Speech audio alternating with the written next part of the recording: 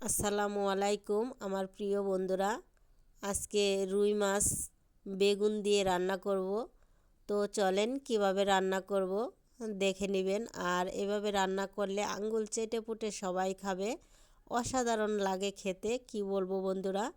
তা একবার রান্না করে খেয়ে দেখবেন, তারপরে অবশ্যই অবশ্যই আমাকে কমেন্টে জানাবেন কেমন হয়েছে। তো আমি এখানে রান্না করেছি, দেখেন কি সুন্দর হয়েছে। আর আহ, কিছুটা মাছ আমি এখানে ভেজে নিয়েছি, মাছটা আমার ভাজি করা হয়ে গেছে বন্ধুরা।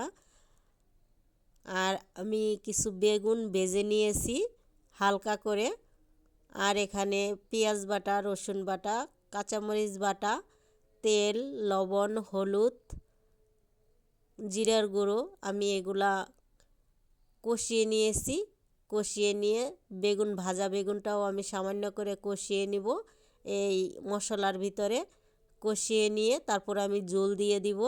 তারপরে মাছগুলা বন্ধুরা আমি অ্যাড করে দিব। আর এভাবে রান্না করে খেলে যে কি ভালো লাগে বন্ধুরা, তা বলে বোঝানো যাবে না। আপনারা একবার হলেও এভাবে ট্রাই করে দেখতে পারেন। আর দেশ ও দেশের বাইরে, কাছে ও দূরে, যে যেখান থেকে বসে আমার ভিডিওটা দেখতেছেন, সবাইকে জানাই আমার আন্তরিক শুভেচ্ছা ও ভালোবাসা। তো যদি নতুন কোনো বন্ধু আমার চ্যানেল আজকে ভিজিট করেন, তাকেও অসংখ্য ধন্যবাদ বন্ধুরা। আজকে আমি আর কোনো কিছুই বলবো না যে আমার ভিডিওটা কমপ্লিট দেখবেন বা দেখবেন না, সেটা আপনাদের উপরেই নির্ভর করে। তো দেখেন আমার রান্নাটা হয়ে গেছে। আর আমার এই রান্নাটা অসাধারণ হয়েছে বন্ধুরা। আমি অসুস্থ, আমার গায়ে জ্বর, তারপরও রান্না তো করতে হবে, খেতে হবে। তো দেখেন বন্ধুরা কি ফাইন হয়েছে তরকারিটা, সত্যিই অসাধারণ লাগছে খেতে।